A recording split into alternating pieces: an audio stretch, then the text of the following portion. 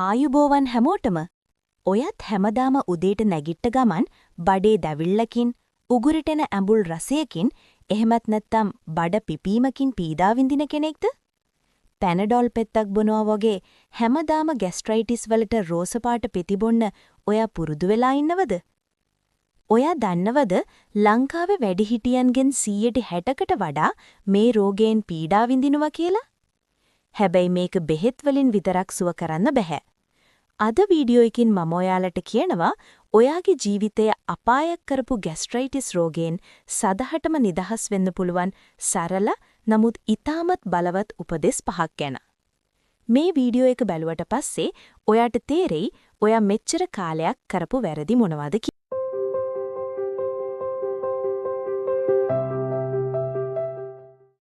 ආහාර වේලක වේලාව සහ ප්‍රමාණය.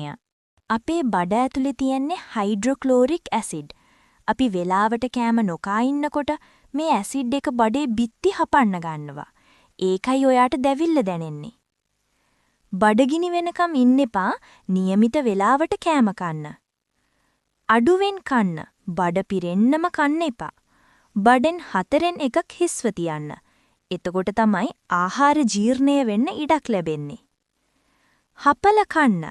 කටට ගන්න බත්පත හොඳින් හපන්න. කෙලවල තියෙන එන්සයිම ඇසිඩ් ගතිය අඩු කරන්න උදව් වෙනවා. නිවැරදි ජල පරිභෝජනය. වතුර බීම ગેස්ට්‍රයිටිස් වලට හොඳයි කියලා අපි දන්නවා. හැබැයි ඒක කරන වැරදි ක්‍රමයක් තියෙනවා. කෑම අතරතුර වතුර බොන්න එපා. කෑම කන ගමන් වතුර බිව්වම ජීර්ණ එන්සයිම දිය වෙලා ආහාර ජීර්ණය ප්‍රමාද වෙනවා. මේක නිසා බඩ පිපෙනවා. හරි ක්‍රමය තමයි කෑමට විනාඩි 30කට කලින් සහ කෑමින් විනාඩි 30කට පස්සේ වතුර බොන්න. සීතල වතුර වෙනුවට නිවුණු උණු වතුර පාවිච්චි කරන්න. ඒක බඩවැල් වල පටල පිරිසිදු කරන්න උදව් වෙනවා. රාත්‍රී ආහාරය සහ නිින්ද. ලංකාවේ හුඟක් අයට ગેස්ට්‍රයිටිස් හැදින්නේ මේ වැරද්ද නිසා. අපි රැට හොඳටම කනවා ඊට පස්සේ විනාඩි 10කින් නිදා ගන්නවා. මේක වැරදි. නින්දට යන්න අවම වශයෙන් පය 3කට කලින් රෑ කෑම කන්න. නිදා ගන්නකොට ඔයාගේ ඉහළ කය මදක් උසින් තබා ගන්න. පැත්තකට හැරිලා නිදා ගන්න. එතකොට ඇසිඩ් උගුරට එන එක අඩු වෙනවා. රෑට තෙල් කෑම හෝ මස් වර්ග වගේ ජීර්ණය වෙන්න වෙලාව යන කෑම කන්න එපා. සැහැල්ලු කෑමක් ගන්න. මානසික ආතතිය සහ ગેස්ට්‍රයිටිස්.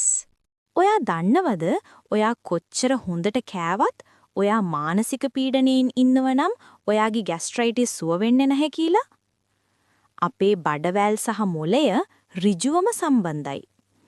ඔයා තරහින් හෝ බයෙන් ඉන්නකොට ශරීරයෙන් ඇසිඩ් ශ්‍රාවය වීම වැඩි වෙනවා. මේකට කියන්නේ ස්ට්‍රෙස් ગેස්ට්‍රයිටිස් කියලා. දවසට විනාඩි 10ක්වත් භාවනා කරන්න. එහෙමත් නැත්නම් හිත නිවන දෙයක් කරන්න. හිත සංසුන් නම් බඩත් සංසුන් වෙයි. ස්වභාවික ඔසු සහ අගුණ කෑම.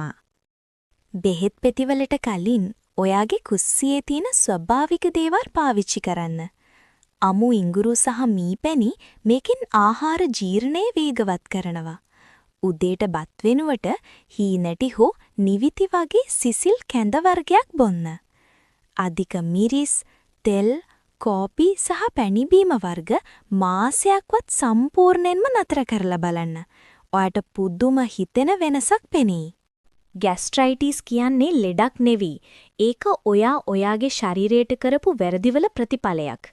අද මම කිව්ව මේ කරුණු 5 අකුරටම පිළිපැද්දොත් මාස කිහිපයකින් ඔයාට ગેස්ට්‍රයිටිස් පෙති අමතක කරලා දාන්න පුළුවන්. ඔයා ગેස්ට්‍රයිටිස් වලට පාවිච්චි කරන අත්බෙහෙත් තියෙනවා නම් පහලින් කමෙන්ට් කරන්න. තවත් කෙනෙක්ට මේ පණිවිඩය දැනගන්න ෂෙයා කරන්න. හැමෝටම නිරෝගී දවසක්.